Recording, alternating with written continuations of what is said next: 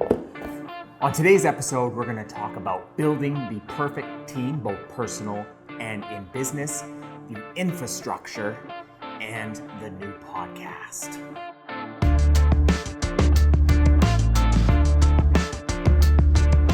Hey everyone, this is Adam Steele, and this is episode 6 of the Steele Entrepreneur Show. And we have a pretty good show lined up for today. We're going to do it totally sort of off the cuff. I've got a few ideas of things that I want to talk about that I think you will like.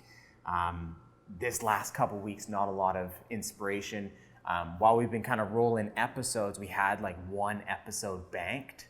So I kind of bought myself a little bit of time to kind of figure out that inspiration. Maybe that's something we can talk about a little bit later, but just kind of wasn't coming to me. Mind you, something you should definitely check out is we have been banging out lots, and by we, me actually, just been kind of sitting at my desk, turning around, grabbing my camera and filming these Adam Answers SEO. You may not be doing SEO, so it might not be of any interest to you, but I think they're kind of cool. I think we cover I know we cover a lot of really good material in there. So I think some of you folks are agency owners or work for agencies or do your own marketing or that kind of thing. So I do believe there is some value there. We talk a lot about local stuff because that's kind of my specialty, is the local SEO or local search engine optimization. So like think things like Google My Business or what was formerly known as Google Places or Google Local or what have you. I talk a lot about that because that is sort of the nature of a couple of the businesses that I run. So it's something I interact with a lot. So do check that out. I think we've got, 6, maybe 7 episodes taped so far. And I'm trying to do, right now my goal is about 3-4 per week. See if I can keep up with that. And it's just, they're just pretty much derived from, I get a call and somebody has a question. And I think it's a pretty unique sort of situation, or one that comes up all the time. And, maybe one of you folks might earn some benefit or get some benefit from hearing the answer, I suppose, which is kind of how this show came about. And I want to sort of take the first bit of this episode to kind of talk about context, just to basically restate the context of this show and sort of why I'm behind the camera and speaking to you.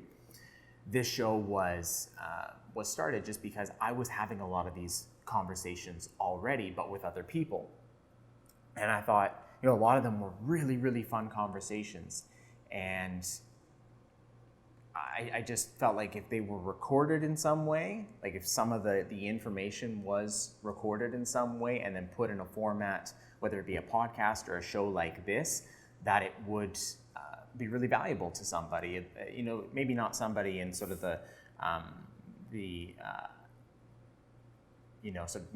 somebody who's been in business for 10, 15 years, but certainly for somebody who's been in business for the last maybe 1 to 5 to 6, maybe just under 10 years.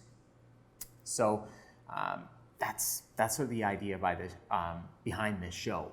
And what I kind of get out of it is I've always had this desire to teach a little bit. And I think that's how I get out of those conversations that I'm talking about, is I'm teaching these individuals, which helps me not only better hone my skills, think like in jiu-jitsu, for example, there's a lot of guys who are so eager to teach. And I think that's partly their demeanor. They're just tremendous human beings and they want to help people get better. But it's also honing their craft. They're able to run through the steps of each particular move or something like that over and over and over again, and they get a heck of a lot better over and through those repetitions. So while I get the pleasure of teaching, I also sort of get the benefit of understanding stuff a little bit better. If I don't understand it perfectly before I get to the taping it, I dive back in, I read a book, and then I bring it to you. Context-wise, I'll sort of restate this. I stated this in the first episode. I've stated this in some intro material, but basically the reason I'm behind or rather in front of a camera is I have built a few businesses in my time being, I think we're approaching, I want to say, and I always say we, it's a habit, but my team and I have been together for 7 years just about, so we're approaching on 7 years, 6, 7 years, I'm not even sure. We have built a number of different companies, namely a digital marketing agency based here in Vancouver, but also a few others, again, namely a outsourcing company. So digital marketing agencies or other businesses come to us when they don't want to do their marketing, especially agencies being our biggest sort of clientele.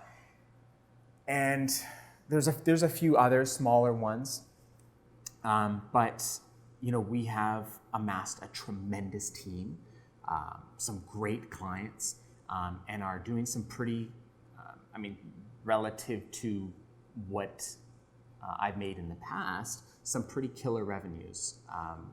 Between the companies, we're making a few $1 million a year, which is pretty freaking amazing. I'm 28 years old, Vancouver, not born, but certainly been here long enough to call it home. And like I said, this show is just about taking what, very little really relative to what I intend to have down, in the future, taking what little I have learned so far and trying to not only learn it a little bit better myself, but also get the pleasure of teaching you. And maybe you won't pick up some things, maybe some episodes you will, some episodes you won't. If you pick up one thing, then I've won. Then I've done something that's tremendously valuable to me. So let's get on with it. Since we're talking about companies and businesses and things like that, the first thing I think I want to touch on, because it's something that I think is a little bit unique and I think is interesting, and I think would be helpful perhaps if other people did the same or thought the same, is infrastructure. My digital marketing company, while it was born of passion for marketing, passion for helping businesses grow and things like that, it is not, I don't consider it to be sort of my, I guess, life's passion. It's not something that I intend to do forever or really for too much longer. It is sort of, it's a means to whatever comes after. And I'll give you some examples. Well, let me come back a little bit. Infrastructure to me means it's the ability to do stuff. So we have full-time designers, developers, programmers. We have virtual assistants. We have local search people, so SEO people. We have people that rock at social media. We've got these two who are amazing at video, as you will come to see. We just have this amazing infrastructure underneath us that when we find something that perhaps we're a little bit more interested right now, we're kind of heading towards building some software as a service, just a new interest. But we have the infrastructure to push it forward. If that's something that we do indeed decide to take to market, we're ready to do that.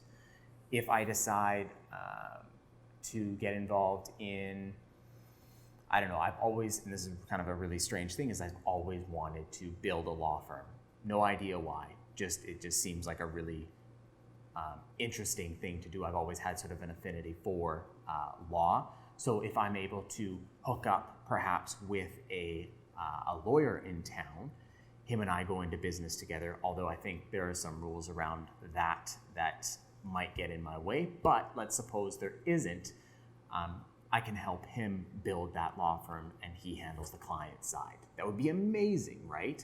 And that is all afforded by the infrastructure that I have built. So at the end of the day, it's not the digital marketing side that I'm really kind of interested in. I'm interested in it, but I'm not exactly hugely passionate about. It's the building of businesses, and this is purely what enables me to do that.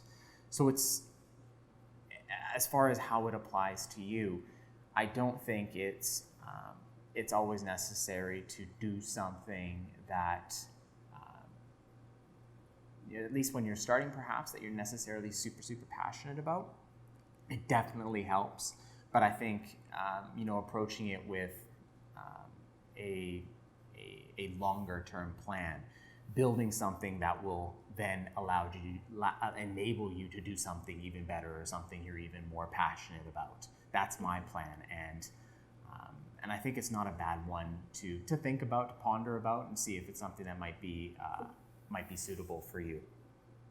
The next topic, one I'm bound to go on a rant about, I think, and we'll see if I do or don't, because I've had this conversation with a whole bunch of people and definitely gone on a rant or two about it.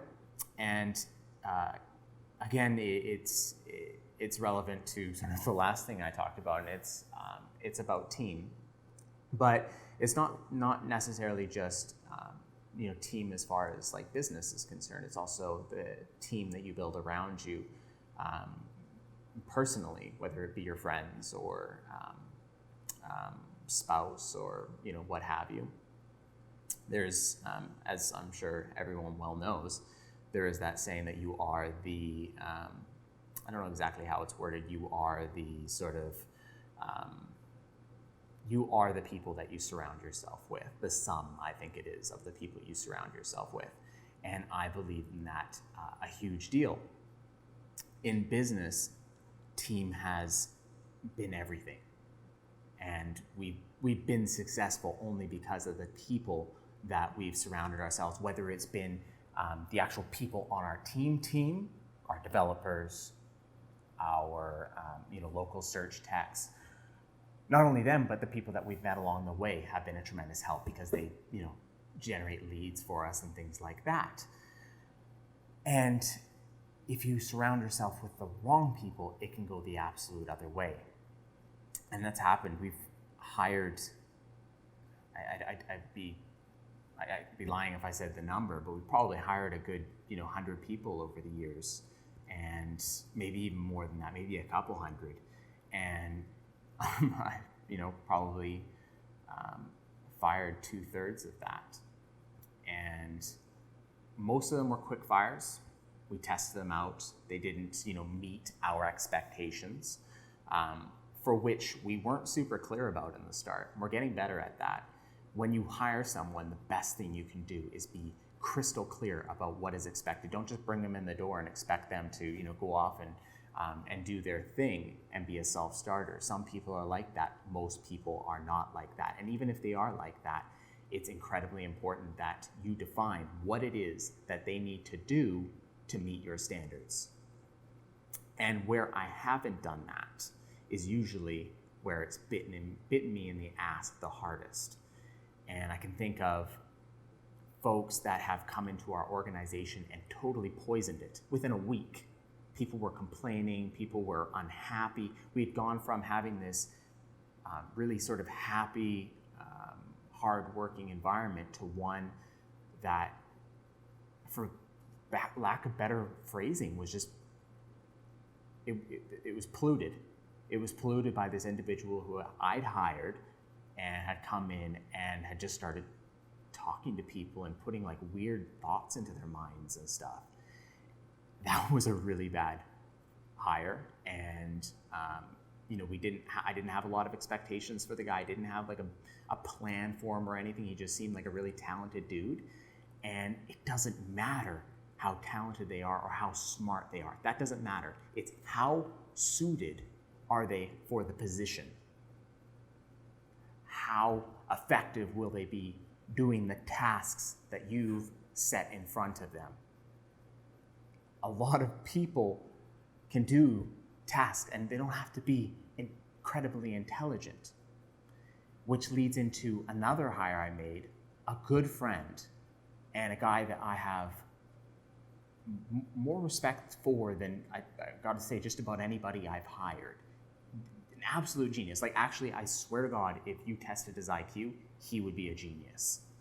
And he has the EQ to match it too. It's incredible. I remember we brought him in, and we went from having a culture of nil to a culture of amazing. Like, a remote company with an actual culture. And I got to credit a little bit to Slack for that. Slack.com, I don't even know what you call it, a workplace app, I guess, workplace messaging app, collaboration app, whatever you want to call it. But again, that was his idea. But, big but, it wasn't the right fit. And I didn't define his position. And so I put him in the wrong position. I bet if I had taken a little bit more time and put him in a job that was, put him in a position, given him tasks that were more suited to what he wanted to do, he would still be with us. Now he isn't, and he's off doing something way more awesome, but I lost out on that opportunity. We were lucky enough to have him while we did, but we could have had him for a lot longer if I had the foresight and I had the knowledge and experience to have done that right. And that isn't a hell of a lot different from personal life, right? You need the right people around you at the right time to do what you want. And I like to refer to my own experiences because that's really where any of this advice comes from. Is I've failed. I failed over and over and over again, and at some point I kind of figured it out. I'm still figuring it out, of course, but I'm getting a little bit closer to the next time it happens, I'm not going to make that mistake again. So in my personal life, I spent a number of years just very simply with the wrong partner for the time. Wasn't a bad human being or anything, but just wrong partner for the time. And that became more and more clear as time went on. Things changed about 1.5 years ago, different partner, and what I needed at the time was more discipline. Like, just straight up, I needed more discipline. And I'm a pretty disciplined person, but in my personal life, I was not. I wasn't as disciplined as I needed to be, and that transferred over to my business life, and things suffered big time. And I don't need to go into how bad it was, but 2 years ago, had I not made a change, I would not be in front of this camera today. Absolutely not. No chance whatsoever. But because I realized that change needed to happen in my personal life, and I needed to surround myself with new people, different people, I was able to draw on their discipline, on their motivation, on what they'd accomplished. And I'm talking about friends. I'm talking about my current girlfriend. She had accomplished so much for her age, for anyone, even for people beyond her years. But she had that discipline. She had that motivation to do more and to be more. And once I sort of was able to, I guess, experience that for myself, see that firsthand for myself, it was a giant kick in the ass. And I started to sort of look into myself and said, hey, could I be that? Could I do that? Could I be more? And that's where things started to change. And so, I mean, if you want to just, we'll just give some hypothetical numbers, I suppose. I went from being tremendously in debt to now having lots of assets to my name in a very tough city to amass assets like real estate. And that is because, I surrounded myself with the right people, drew on their motivation, their discipline, and was able to look deep into myself and ask myself, is that what you wanted for yourself? and everything just sort of switched around. So I believe strongly, if you want to improve yourself, start by surrounding yourself with the right people, both in business and in your personal life. And things will just by, there's probably a law of just being near awesome. It changes things. So I would take a hard look. I'm not saying get rid of the people in your life, but just take a hard look at what value you're bringing to the people around you and the value that they're bringing to you, both in your organization and in your personal life. There's a saying that I don't know where I heard it, but I use it often in when I'm trying to make hiring and firing decisions. I swear it's probably from one of I think it's from either the Netflix CEO or one of the LinkedIn founders. And they say something like, and I'll leave this thought here, if somebody was to come along and want to poach one of your employees, take them away, hire them, steal them from your company, would you fight? Would you fight hard to save them? And if the answer is no, get rid of them right away and fill that position with somebody else. And I haven't thought about it much, but I would have to say that probably translates a little in your personal life as well. So just a little bit of food for thought, I think. So that's that. I told you I would rant a little bit, but I think that's something I've been thinking a lot about lately. I've been doing a little bit of reflection and just looking back at how things have changed so much for me in the last year and a half, 2 years since I wanted more. So, like I said, a little food for thought. Now, the next thing I want to talk about really quickly about we have finally put together the podcast version of this show. And just when I thought we were doing so much, we decided, okay, let's start basically taking the audio track from this video that we're doing right now and then uploading that to iTunes, where we just got set up. Thank you, Apple. Google Play, though I think we're still screwing around there. We're still trying to figure that out. SoundCloud, and I want to say, it starts with an, you guys know what it is? I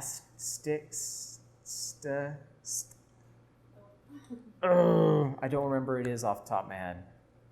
It's another, I think it's similar to SoundCloud, but I think it's more specific to podcasts.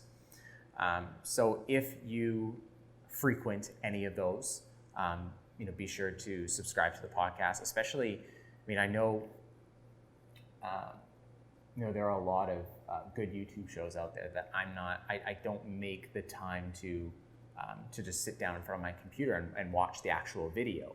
Instead, when I'm at the gym or when I'm, doing the dishes or just whatever, I'll just plug in and listen to the podcast version. So it's a good way to, if you're not able to sit down and really focus on the video part of it, you can get just as much value from the podcast version. So I think that will be helpful. And we're kind of breaking down the show into other sort of differently digestible pieces, whether it be blog posts or what have you.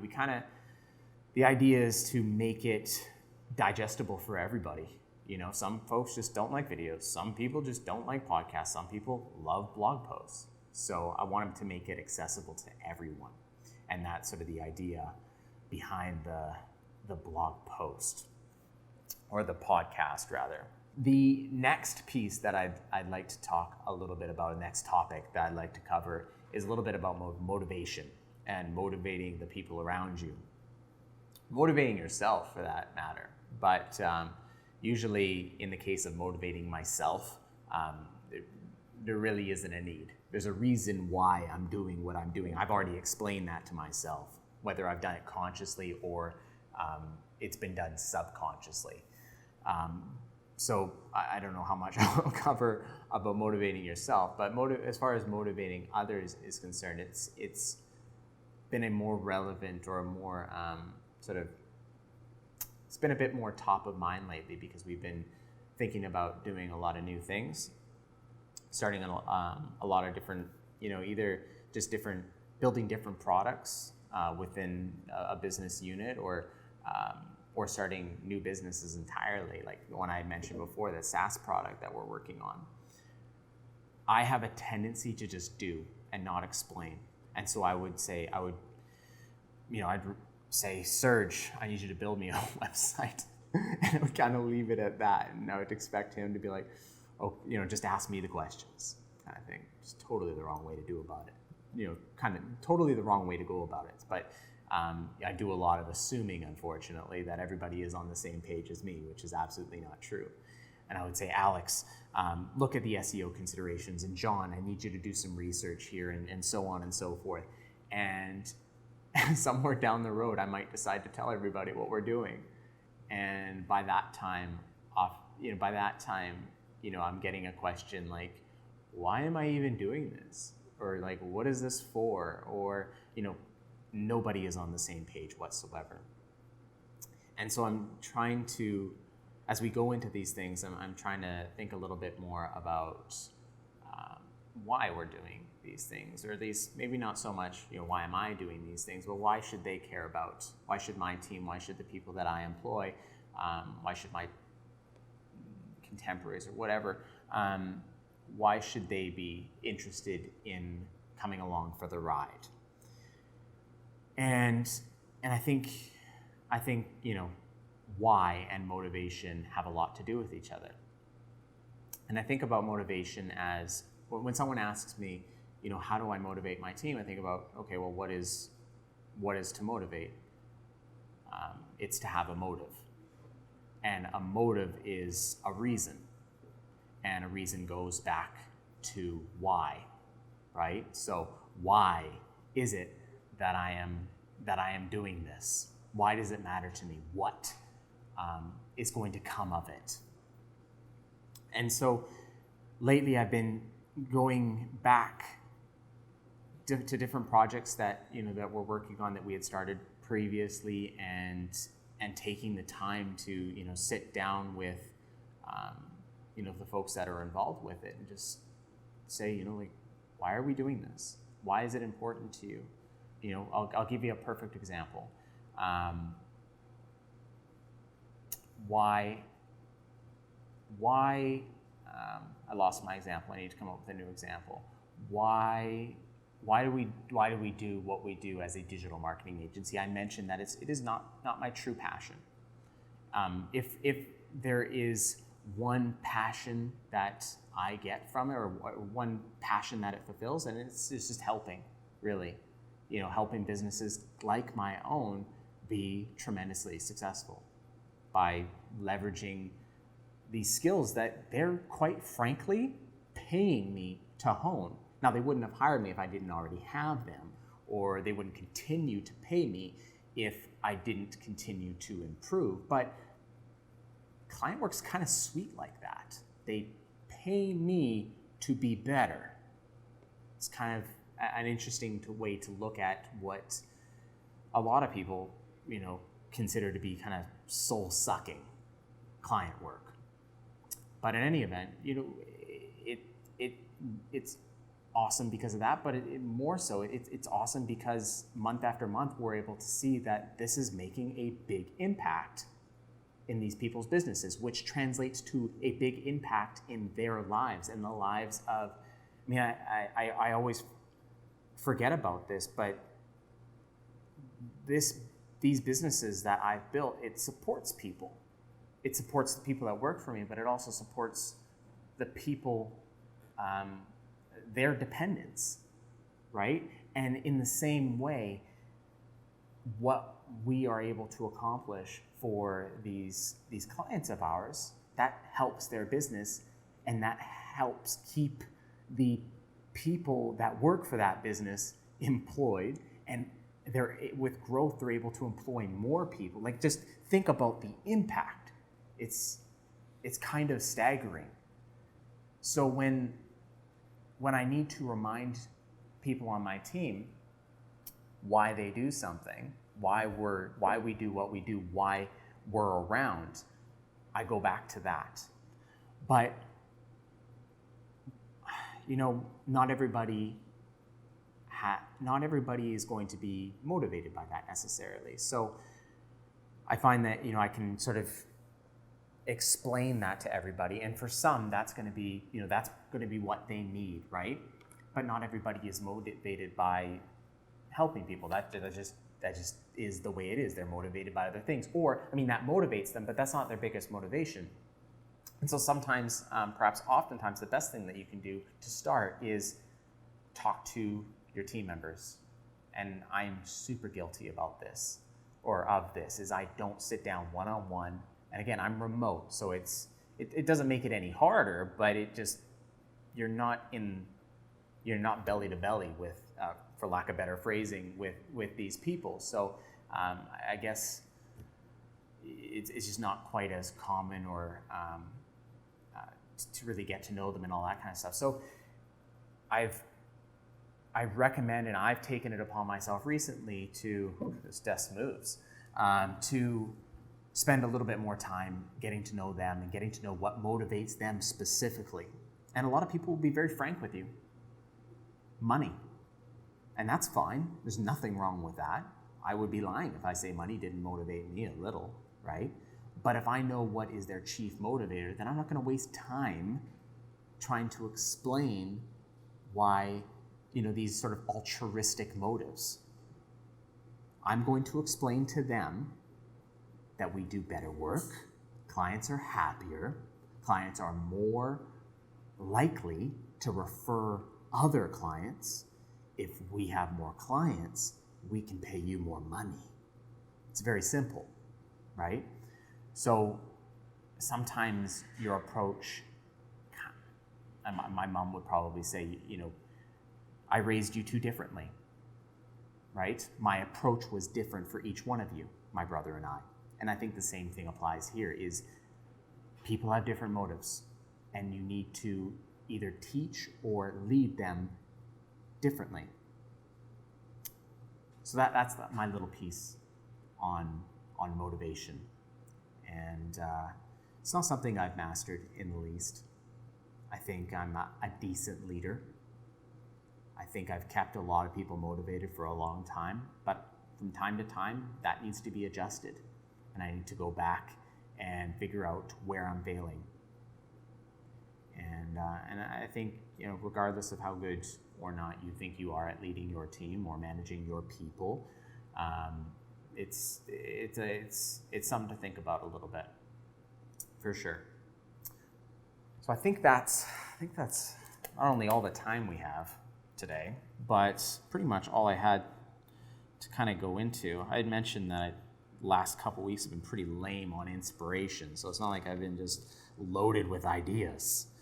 But I did want to leave you with a question. I'm trying to get to know you better, the people that I'm so grateful for, that give me just a little bit of your attention each day, a lot of your attention, really. There's a lot of other great things, better things potentially, and I'm sure, that could grab your attention, and the fact that you're spending just a little bit of time with me, it means a ton.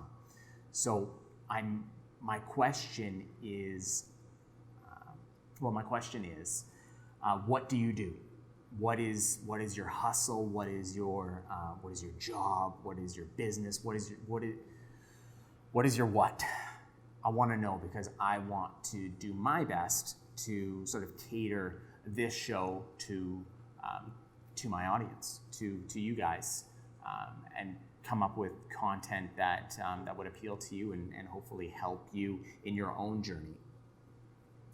And that's about it. So thank you, as always, for joining us on episode 6 of the Steele Entrepreneur Show. Going to try and keep banging these out every week, so we should have another one for you a week from when you watch this one. assuming, of course, that you're watching them, when they come out. Please, if you haven't already, subscribe. If you know anybody that you think might get some value from this, tell them about it. Have them subscribe. We've got lots of content coming out on our podcast, the Now podcast. It's called the same thing, Steele Entrepreneur Show. So just search Steele Entrepreneur Show, iTunes or whatever, and I'm sure you'll find it. We're on Twitter, Adam G. Steele, and a number of other things. We're on Facebook. We're trying to build that up a little bit. So please, please, please join us. And as I mentioned, if you have any questions, certainly if you'd like to answer the question of the day, which again is, what is it that you do? Please take the time. Please help me out. Please help me help you out. And I'll do my best to cater this show to you. Have a great one, guys.